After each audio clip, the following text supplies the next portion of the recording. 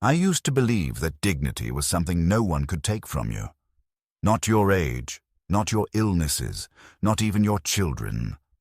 I thought it was something you earned, and that it stayed with you, like a good coat in winter. But here I am now, almost 80. A man who once built barns with his bare hands, who stood through snowstorms and hospital vigils and the silent, unremarked heartbreak of losing the only woman who ever saw through his roughness. Sitting alone in a creaky house in rural Nebraska, wondering whether that dignity wasn't quietly peeled off me years ago. Like wallpaper that no one notices until it's gone. My name is Clarence, though nobody calls me that anymore. Not really. I suppose my daughter still says Dad when she remembers to call, which isn't often. The mailman just says Mr. Turner and leaves my mail on the porch without knocking. The last time someone addressed me by my name with warmth was probably 2 Thanksgivings ago, when my neighbor Helen brought over some cranberry bread. She said, "Clarence, you look thinner." And I nearly cried just from hearing my name come out of someone's mouth like it meant something. Like I meant something. I wasn't always like this. I wasn't always just a man who talks to the radio and checks the weather 4 times a day, even though he's not going anywhere. I had a life. A full one. 51 years married to a woman named Joan who made everything softer. The light, the tone of our daughter's voice, even the feel of my own hands when I held them out to her. Joan had a way of smoothing edges. She passed away 6 years ago after a long, bitter stretch of lung cancer. She'd never smoked a day in her life, but life doesn't always play fair. After she died, I stayed in this house because it was the only place where her voice still echoed. In the hallway, in the porch swing creaking at night, in the way the floor groaned under the same spots we used to stand. I couldn't leave that behind. Not then, maybe not ever. My daughter, Elise, lives 2 hours away in Lincoln with her husband Craig and their 3 kids. When Joan was still around, they used to come up every couple months, mostly for holidays or birthdays. Since she passed, those visits have thinned out like the trees out back in winter. Elise always sounds rushed when she calls. "Hey, Dad, just checking in. How's the heartburn?" As if my entire existence has been reduced to a list of medications and bodily failures. I sometimes wonder if she's afraid I'll say something real, like "I miss you" or "I feel invisible." So I don't. I tell her everything's fine. The furnace is working, the mail's on time, I ate soup. I don't think Elise is a bad person. I think she's busy. I think she's tired. Maybe she's scared of watching me fade, the same way I watched her mother slip away 1 chemo drip at a time. Maybe this is just the way people distance themselves from grief, by making you smaller before you're even gone, easier to pack away. There's an old photograph on the mantel of Elise when she was 7, sitting on my lap with her arms around my neck, both of us laughing at something off camera. I look at that photo every morning when I sit in my recliner with a cup of black coffee that doesn't taste like anything anymore. I can't remember the joke, but I remember how her hands felt, how they clutched me like I was the center of her whole world. I wonder if that little girl would recognize the man I've become.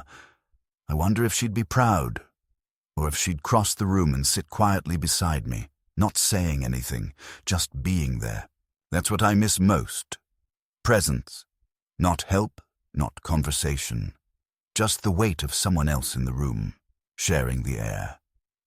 My days are mostly rituals now. I wake up at 6:30, out of habit more than need. I brush my teeth, shave even though there's no one to see me. I make oatmeal and leave half of it uneaten. I water the same dying fern in the kitchen that Joan brought home from a church sale 15 years ago.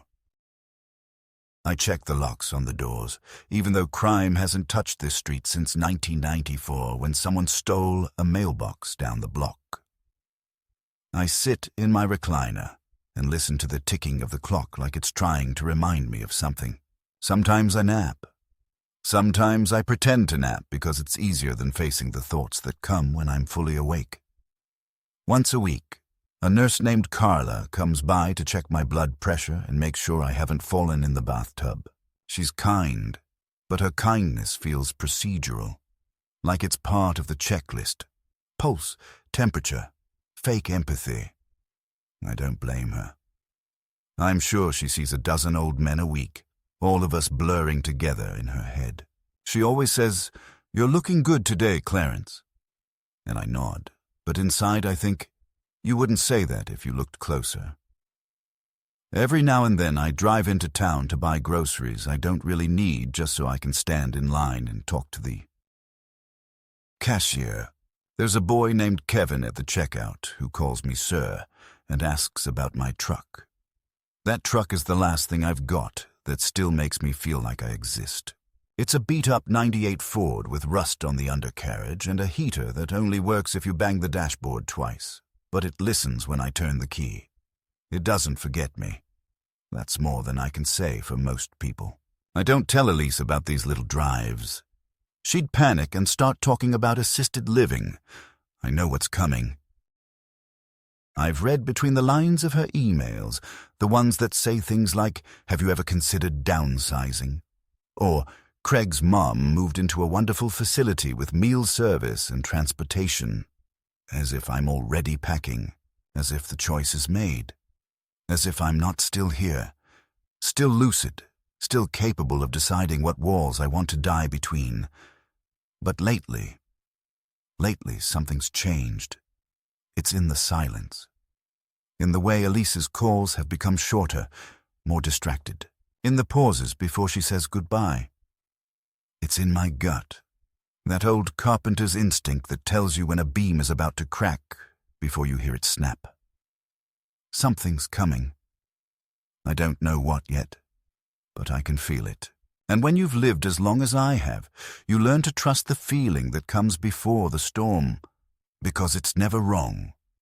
It happened on a Tuesday afternoon, the kind of day that's so ordinary, it doesn't announce itself. The sky was flat and white, not overcast enough for rain, but drained of any color. I had just finished rinsing a few dishes in the sink, more out of habit than necessity, when I heard the back door creak open.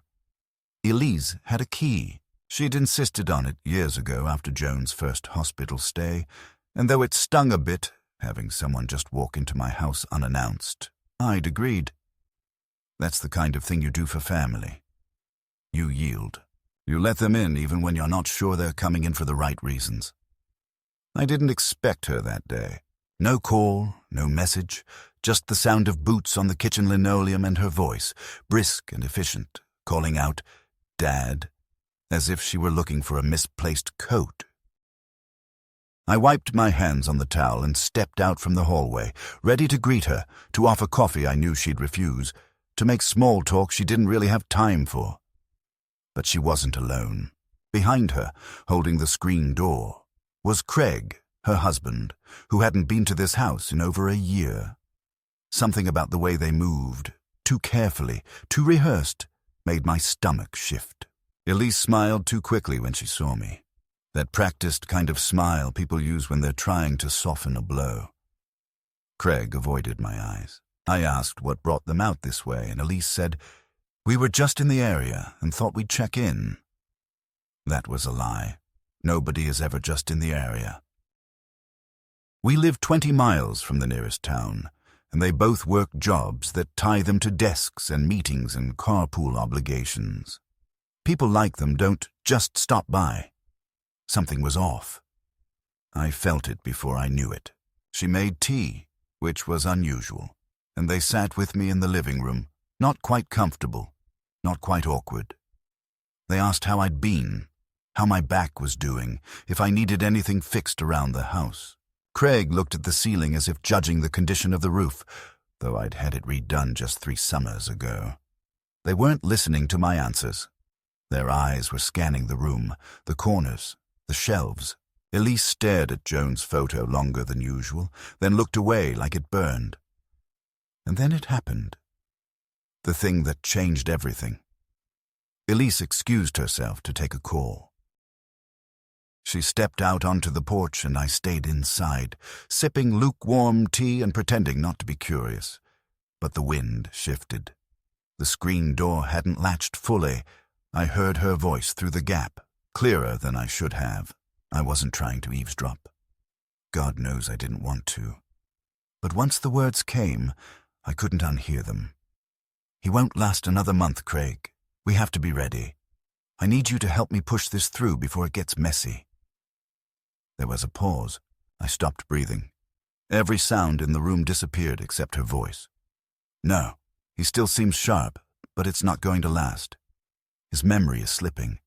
He asked me 3 times what day it was. I think he's starting to lose track. We can't wait until he does something dangerous. The lawyer said if we act now, we can still get the paperwork filed before the new fiscal year." Another pause, then softer. "We've waited long enough." I don't remember standing up, but I did. I don't remember walking to the door, but my hand was on the knob, shaking. My body had gone cold and hot all at once. My teeth were clenched so tightly my jaw ached. I wanted to fling the door open, to confront her, to ask her what she meant by "push this through." But I didn't. I stood there like a coward, like an old man too tired to fight, and I listened to my daughter calculate the end of my life like it was a business deadline. I sat back down before she came in. Craig looked at me briefly, then away. Elise returned with a smile that didn't reach her eyes.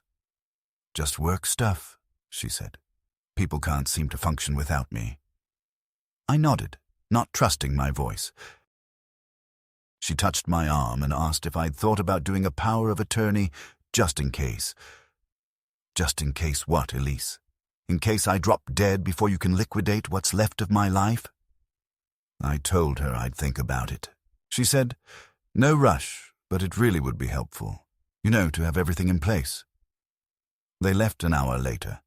She kissed my cheek, and Craig offered to swing by next week and check the gutters.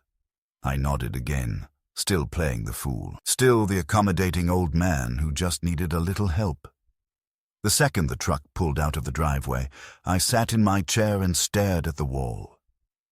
I didn't cry. Not right away. It took a while for the disbelief to burn through the shock. My daughter, my only child, was making plans for my decline. Not just emotionally preparing, not quietly bracing herself, but actively organizing, strategizing, discussing fiscal years and legal permissions and timing. As if my breath, my voice, my presence in this house were just temporary clutter to be managed before the real business of inheritance and disposal began. I thought about Joan, what she'd say, what she'd do. She always saw through Elise's masks quicker than I did. She would have known something was wrong months ago, maybe even years.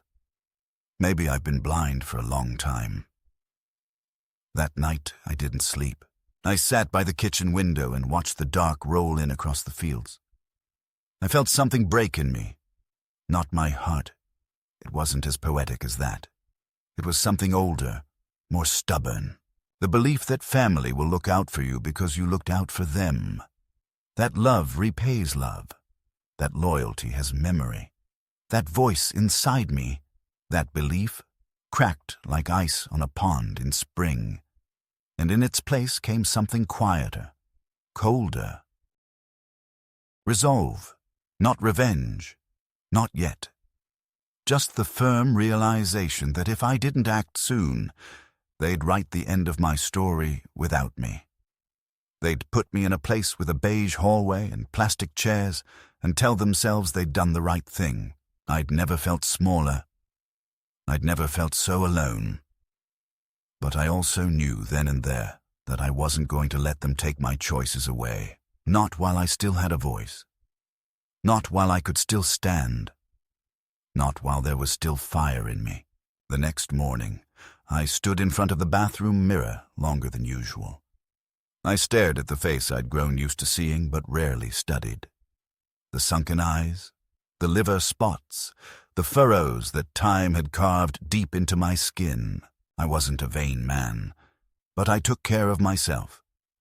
Still shaved daily, still buttoned my shirts, still made sure my belt lined up straight. But that morning, I looked different, not older, emptier. It was as though something had been siphoned out of me overnight, something essential. I splashed cold water on my face and muttered, "You're still here." But I didn't recognize the sound of my own voice. I spent the next few days moving through routines like a man preparing for a siege. Every sound startled me. The creak of the porch boards, the ring of the landline, the mail truck's engine. I expected another visit, another performance, and it came, right on schedule. 3 days after I overheard Elise's conversation, she showed up again, this time alone. She brought a small bag of groceries, canned soup, crackers, orange juice. All things I didn't ask for, didn't need. Her smile was tighter, her movements more deliberate. I watched her eyes scan the living room, like she was checking for changes, inventorying me. We sat in the kitchen. She said, "Dad, I wanted to talk to you about something important," and I felt the back of my neck tighten. I nodded, sipped my coffee. She folded her hands on the table like a schoolteacher and said, "I've been thinking a lot about how we can make things easier for you, especially if anything ever happens." She said it softly, like a nurse trying to explain a terminal diagnosis to a child. I didn't interrupt. She continued, explaining that it was time to consider next steps, that she and Craig had looked into some things, that they'd found a legal service that could help me transition financial authority in case I ever became unable to make decisions. She was choosing her words carefully, but the meaning wasn't lost on me. They wanted control. They wanted to preemptively occupy my life before I had the chance to defend it.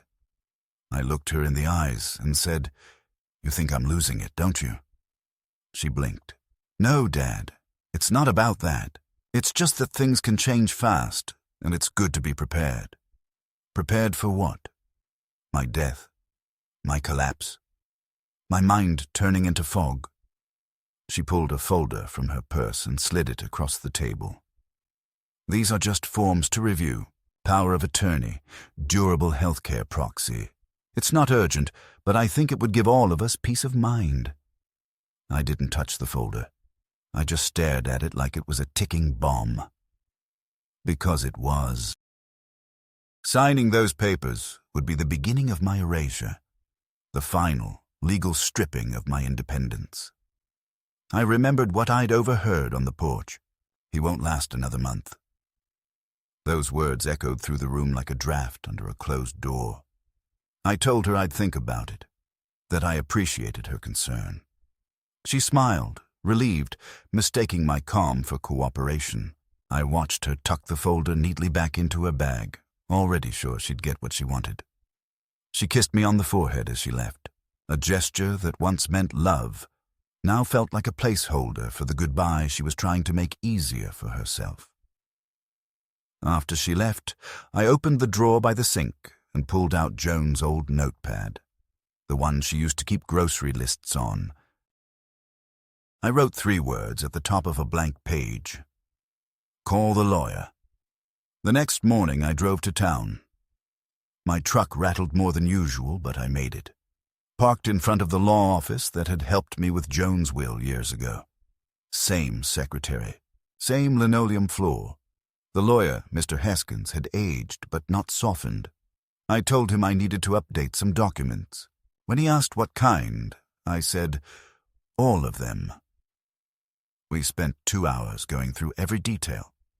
My will, the title of the house, bank accounts, insurance policies. I told him I wanted to revoke the previous healthcare proxy Elise had helped me set up after Joan died. I wanted full control retained solely by me, with no succession plan in place. I wanted a clause added to my will that specified no family member was to be involved in financial decision-making, unless I explicitly named them, which I would not. Mr. Haskins didn't ask why. He just nodded. He'd seen this before, probably more times than he cared to admit. Before I left, I asked him quietly, "Can someone try to override this if they think I'm mentally unfit?" He gave me a long look, then said, "Only with a court order and a mountain of evidence. But if that day ever comes, Clarence, give me a call first. We'll be ready." That night, I slept for the first time in a week. Not soundly, but enough to feel the weight shift a little off my chest. I hadn't stopped the train, but I'd switched the tracks. For now. Elise called 2 days later. "Did you have a chance to look over the papers?" I told her I was still thinking. She said, "No pressure, but sooner is better." I told her I understood. We said goodbye, but this time I didn't say love you at the end. I wasn't sure I still did. I began noticing small changes after that. She'd send me texts in the middle of the day asking what I'd eaten, whether I'd taken my meds. Once, she called to remind me to put the trash out, even though pickup wasn't for another 2 days. It was subtle, but it wasn't kindness. It was surveillance. I knew it now. I saw it clearly. The slow erosion of independence masked as concern. Craig showed up unannounced the following weekend.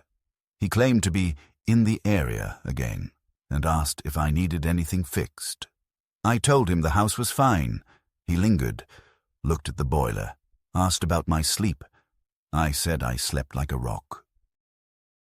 He smiled, but there was something behind his eyes. Frustration, maybe, like a man whose plan wasn't going quite fast enough. A week later, I got a call from a woman named Janet. She said she was from the Elder Support Network in Lincoln and that Elise had reached out about long-term housing options for me. I sat very still. I asked Janet how far along those conversations had gone. She said Elise had asked for brochures and pricing. I thanked her and hung up. My hand was shaking, but not from fear, from fury. They weren't even waiting for me to lose it. They were preemptively moving me like a piece on a board, like a liability to be contained. It wasn't about my safety. It was about their convenience. I stood in the hallway that night, looking at the photos on the wall. Elise's graduation, her wedding, Joan holding our granddaughter for the first time. These images didn't comfort me anymore. They accused me. They whispered, "You raised her. You gave her the tools. You taught her how to think. This is what she's doing with it." I went back to the kitchen, poured myself a whiskey, something I hadn't done in years, and sat down with the notepad again. I wrote a new word this time. Watch. If they thought I was too old to see what was happening, they'd underestimated me. I wasn't going to stop them yet. Not yet. I wanted to see how far they'd go. I wanted them to reveal themselves fully. And then, when the time was right, I would act. And I would do it in a way they'd never forget. It was a Thursday when the final confirmation came, the kind that removes all doubt, even the sliver of hope you secretly cling to without admitting it. The morning was cool, gray again, the sky like old dishwater. I had just come in from checking the mailbox, which was empty except for a glossy flyer about a funeral insurance plan with large, bold letters that read, "Make your exit easy." I stared at it longer than I should have, then crumpled it without, reading the rest. Inside, I made coffee, sat at the kitchen table with the radio on low, and opened the local paper. The house was still, the kind of stillness that feels more like warning than peace. I didn't expect the phone call that came. I didn't expect to recognize the voice. "Mr. Turner, this is Carla from Dr. Lively's office. Your daughter asked us to send over your most recent health records to a specialist for review." "Is that all right with you?" My hand stiffened around the mug. I said nothing at first. The nurse on the line hesitated, then repeated herself. "A specialist?" I asked, careful with the word. "Yes," she said brightly. A geriatric cognitive assessment specialist. It's just standard, nothing alarming. She said you were having memory lapses and some confusion with dates. I sat very still. Did she give examples? I asked. She mentioned you forgot where your keys were a few times and once repeated a story twice in the same day. I closed my eyes. I remembered that story. It was about the time Joan and I got caught in the rain at the county fair, both of us soaked to the skin, but laughing so hard we couldn't breathe. It wasn't confusion. It was affection. I told it twice because I wanted to feel her close again. I told the nurse I didn't authorize any specialist. I told her I was rescinding all outside medical sharing unless I signed for it myself. She stammered an apology and said she'd make a note in the file. I hung up before she could say anything else. That was the moment. The moment something shifted from suspicion to certainty. Elise wasn't just circling. She had begun her descent. Quietly, politely, under the guise of care. She was building a case. One paper at a time, one anecdote at a time, one gentle distortion at a time. And I understood then that she wasn't just hoping to prepare for the future. She was trying to manufacture it. I stood at the sink, the coffee untouched, and felt something rise in me. Not panic, not sorrow, but the steel edge of anger that comes when betrayal isn't a sudden strike, but a slow, steady hollowing out. They were setting the stage. They wanted a diagnosis, not because it would help me, but because it would clear the legal path for what they had already decided, that my house, my money, my life, everything I'd spent a lifetime building, was now theirs to manage, control, and eventually dismantle. I needed to know how far they'd go, and to do that, I needed to give them room. So I made a decision. I began to play the role they had already cast me in. I started leaving things slightly out of place, left the oven mitt in the freezer, misplaced a few bills, called Carla and asked her to bring me the same medication twice, knowing she'd report it. When Elise called, I paused between words a little too long, pretended to forget the name of a neighbor. She began speaking slower, like I was hard of hearing. I let her. A week later, she came by again with Craig. They brought store-brand lasagna and a bottle of low-sodium juice. We sat in the living room while Craig checked the water heater in the basement, uninvited. Elise sat beside me and asked how I'd been sleeping. Pretty well, I said, though sometimes I wake up and think it's 1987 again. Her eyes lit up with concern, the kind that's not about you but about the story she can now tell someone else. She leaned in. Dad, I really think we should move forward on that paperwork. It's just a precaution. She smiled, but her hand gripped my arm too hard. We're just trying to protect you, she added, and I almost laughed. Protect me? From what? From myself? Or from the inconvenience of me still being here, unprocessed? I nodded slowly. You're probably right, I said. Bring whatever you need next time. Her relief was visible. She exhaled, leaned back and said, Good, I'll schedule the notary. That night, I drove to the post office and sent 2 copies of my new documents to my lawyer. One sealed with a red tab marked, Only open if challenged. I sent a third to an old friend of Joan's, a woman named Miriam who had served as witness during the probate of Joan's will. She had offered once, years ago, to be called if I ever needed someone to vouch for my soundness. I hoped she still meant it. Back at home, I looked around the living room. I took a slow walk through the house, touching things. The banister Joan had painted, the kitchen drawer that stuck, the corner of the wall where Elise had once carved her initials by accident with a hairpin. This wasn't just a house. It was the architecture of memory. And they wanted it gone, neat and finalized, flattened into paperwork and proceeds. The next day I sat on the porch swing, watching the wind play in the cornfield across the road. A squirrel darted along the fence line. The silence was deep. It was the kind of silence I used to share with Joan where nothing needed to be said. Now it pressed down on me, heavier with every hour, not because I was alone. I'd made my peace with solitude, but because now I was alone against something dressed in the clothes of love. Something pretending to be help while plotting the extraction of my very life before it had even left my body. And yet, through the tightening grip of what they thought was coming, I felt strangely clear. They had shown their hand. They had revealed the story they were trying to write. But they had forgotten one thing. I still held the pen.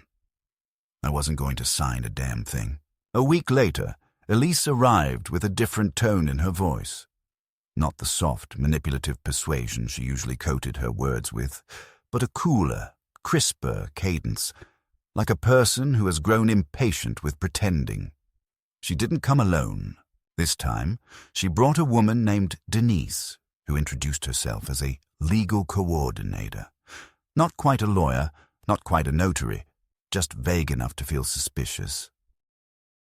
Denise had a clipboard, a stack of forms, and an expression like she'd done this exact thing 100 times before. Elise bustled around the living room like it belonged to her, adjusting pillows, clearing off the coffee table without asking, moving aside Joan's old photo like it was in the way of progress. She told me we just need a quick signature today, that the rest could be finalized remotely. And she spoke like someone narrating a process that had already been agreed upon, as if I'd signed in my sleep and just forgotten. I sat very still in my recliner, watching her mouth move without really hearing the words, because behind her, through the open hallway, I could see Craig in the guest bedroom, measuring things with a tape.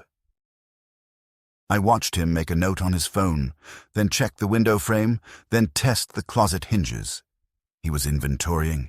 He was calculating. He was making sure everything could be packed and sold quickly. My chest went tight. I looked back at Elise, who had now moved closer, gesturing toward the legal forms as Denise stood silently by, waiting for my compliance. The room felt colder than it had a minute before. Elise's voice dipped into the same falsely gentle register I had once heard her use when explaining to her son why their dog wasn't coming back from the vet. "It's just a little paperwork, Dad," she said. "You're not giving anything up. It's just peace of mind for all of us." I reached for my glasses slowly like an old man worn down by fatigue and looked at the top sheet. Durable power of attorney, financial control, transfer of medical proxy. Release of rights in event of cognitive decline. It was all there, a silent, typed coup d'etat of my existence. I asked, without raising my voice, if Elise had spoken to my lawyer. She hesitated, then said, "We figured you'd want to avoid unnecessary legal costs." Denise smiled at that. I smiled too. Not out of amusement, but because in that moment I saw exactly who they were. Not monsters. Not villains. Just entitled. Just strategic. Just hollow people doing what hollow people do when love has been replaced with narrative. I looked at Denise, then at Elise, and said, "I'll need a minute. Bathroom?" I stood slowly as if stiff. Shuffled down the hall, but I didn't go to the bathroom. I went to the office. I opened the top drawer of Joan's old desk, pulled out the small voice recorder I'd purchased 2 weeks earlier at the drugstore, and slid it into the pocket of my cardigan. I returned to the living room and sat down. I leaned back in the recliner, sighed, looked at the paperwork again, then said, "Why don't you walk me through it one more time, just so I understand?" Elise brightened. She thought she'd won. Denise nodded and began explaining. I let them talk for 22 uninterrupted minutes, recording every word, every veiled justification, every mention of how the house would be better managed in our name, and how accessing your retirement fund now could help us avoid probate, complications later. Craig came back in halfway through and added, "We're just trying to take the burden off you, Clarence." He used my first name like a bank officer. When they finished, I stood again, said I was feeling tired, and walked them to the door. Elise kissed me on the cheek with a strange finality. Denise smiled thinly. Craig shook my hand like a man who had just bought a used car. That night I transferred the audio file to a USB drive and locked it in the back of my safe with my updated will. Then I made 2 copies and mailed them. One to my lawyer, one to Miriam. The next day I called Carla, my nurse, and asked her casually if she'd received any new instructions from my daughter.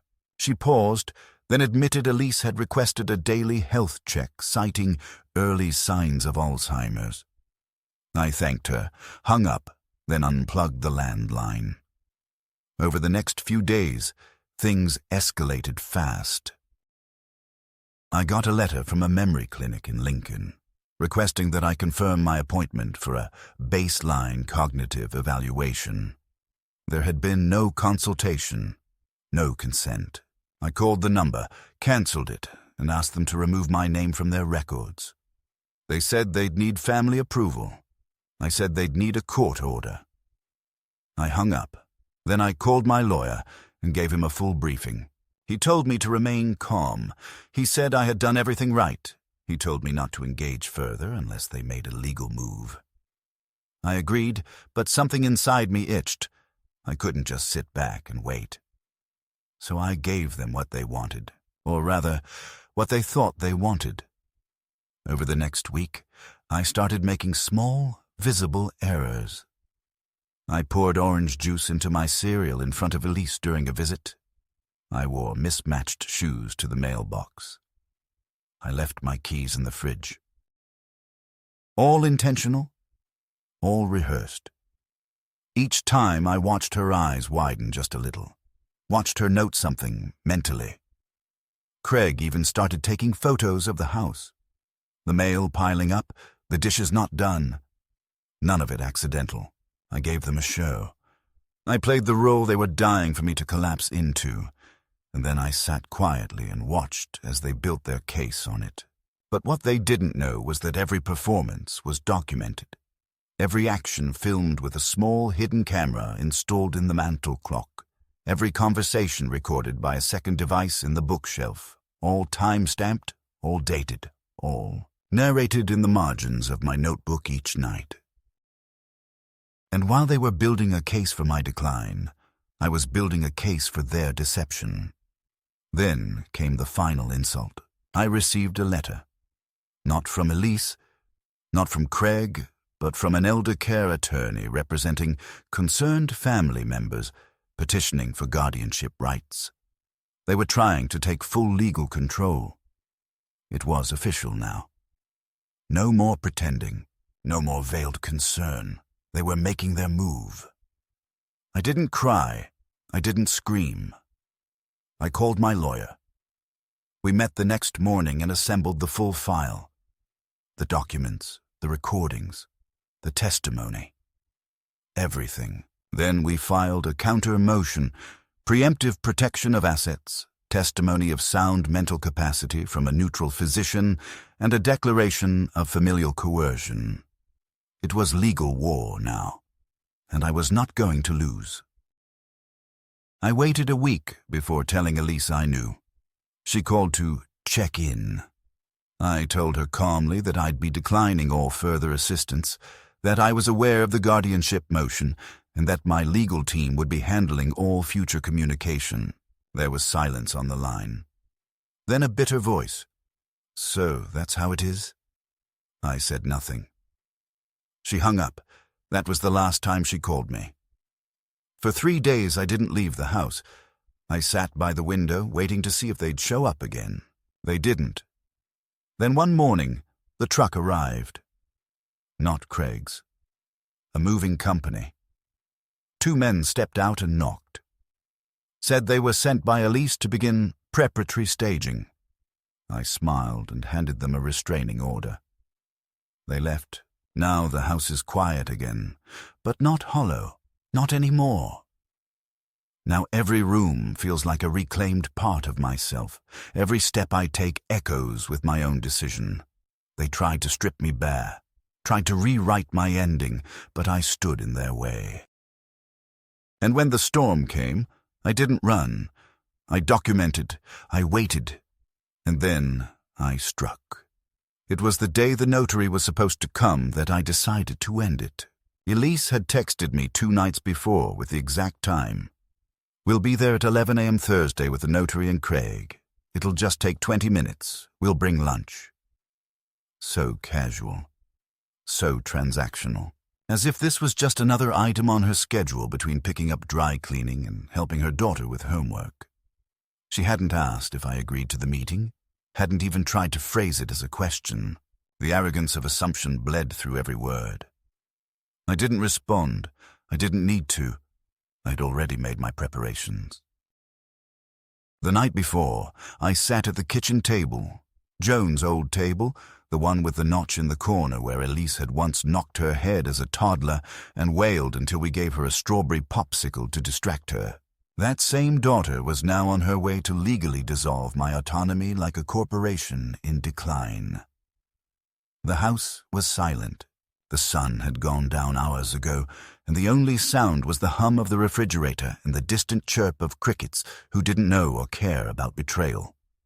On the table sat a folder, thick, heavy, methodically assembled. Inside was every document, every recording, every notarized affidavit and physician's report, and a signed statement from my attorney attesting to my full cognitive and legal capacity, time-stamped and certified. I slid that folder into a leather case and placed it on the living room mantel. Then I sat in my chair and waited for sleep, which didn't come. The next morning, I dressed in my Sunday suit, the one I hadn't worn since Joan's funeral, and I combed my hair slowly, deliberately, like a man preparing to face something final. At 10:52, I heard tires on gravel. I didn't move from the chair. I just listened as car doors opened and closed. Laughter. The sound of Elise's heels on the porch. The notary, a man in a brown jacket and glasses too large for his face, looked startled when I opened the door and said, "Right on time." Craig gave me a tight smile, the kind men give before they attempt something they know might backfire. Elise breezed in like she owned the place, set her purse down on the table, and pulled out a folder. "This shouldn't take long," she said brightly. I nodded and said, "I agree." They all sat. The notary unfolded his paperwork, began to explain the procedure, but I held up my hand. "Before we begin," I said, "I have something for you to review." I stood, walked slowly to the mantel, picked up the leather case, and placed it on the table. Elise frowned. Craig shifted. The notary looked confused. "What's this?" Elise asked. I looked her in the eye.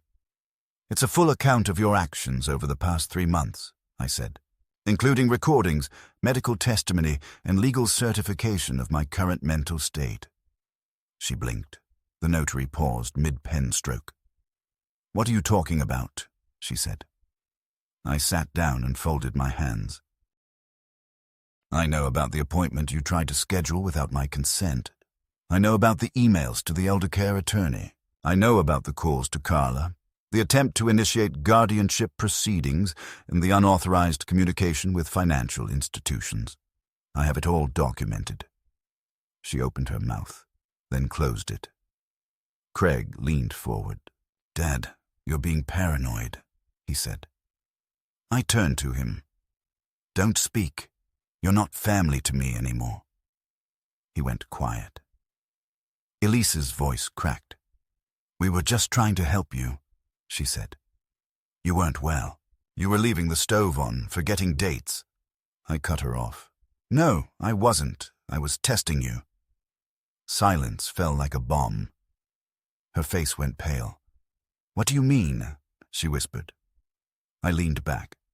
"I staged everything. Every mistake, every slip.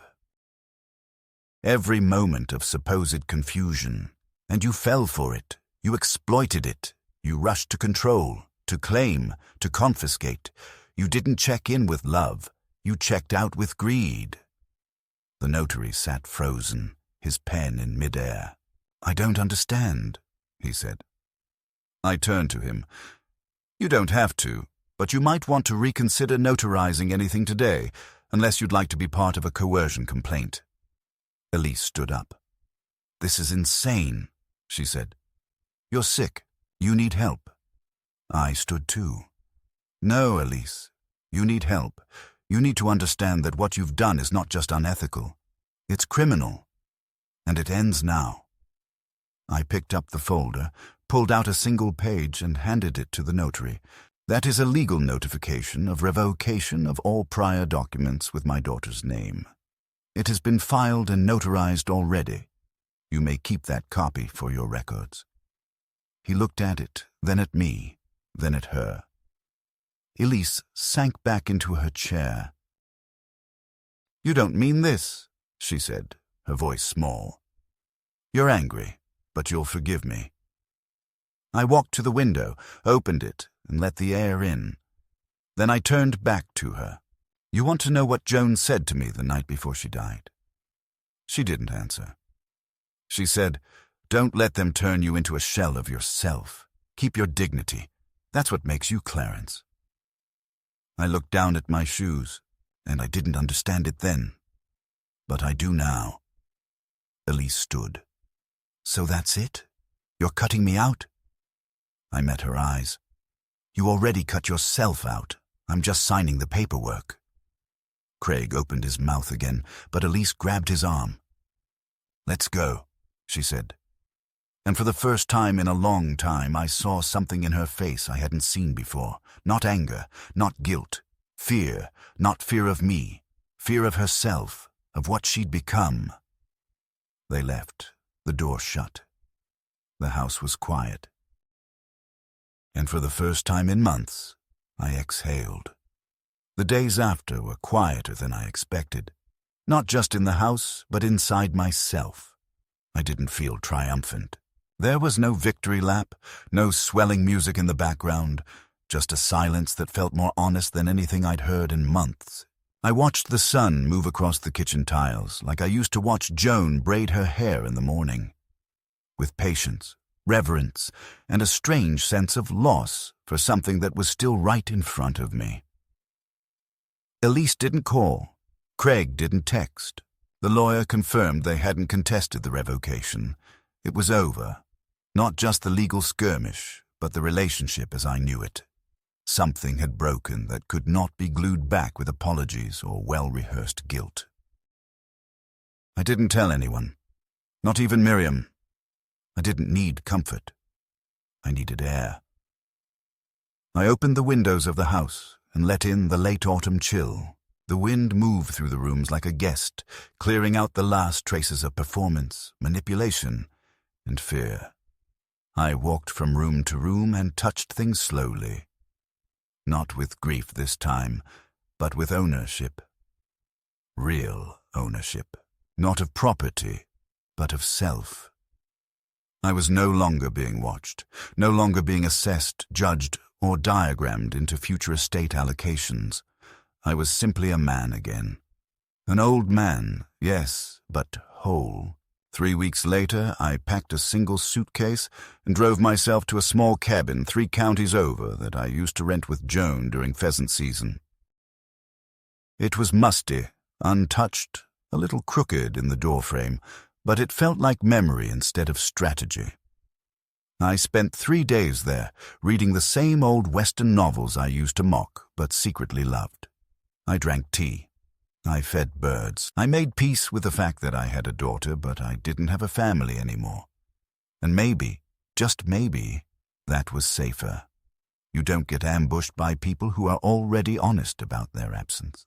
When I came home, I found a single envelope on the porch. No postage, just my name in Elise's handwriting. I opened it slowly. Inside was a letter, 2 pages long.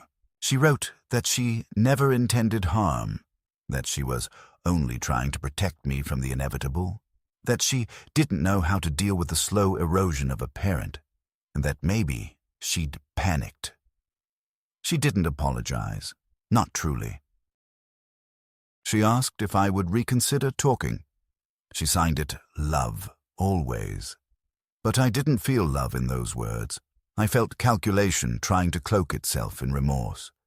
And more than that, I felt tired. I placed the letter in Joan's recipe box and didn't respond.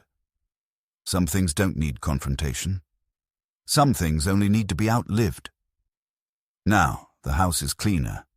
I've moved some furniture around. I've given away things I no longer need and brought down old photographs I hadn't looked at in years. The photo of Elise as a child remains, but it faces the wall now. I don't hate her. I don't think I ever will, but I no longer confuse biology with loyalty, and that's a clarity I wish I'd had years earlier. I speak more now, not to people, but to the walls, the wind, to Joan. I tell her what happened. I ask if she knew it would turn out like this. I imagine her shaking her head, not in shock, but in sadness. She always warned me that love without boundaries is an invitation for erosion. I see it now. I feel it. But I also survived it. And I still have my name, my story, my voice. No one will write my ending for me. Not Elise. Not time. Not even death. When I go, and yes, it will be soon enough, I will go as Clarence Turner, not as someone's burden, not as someone's bank account, not as a man pre-signed into silence. Just Clarence, just a man, still standing, still whole.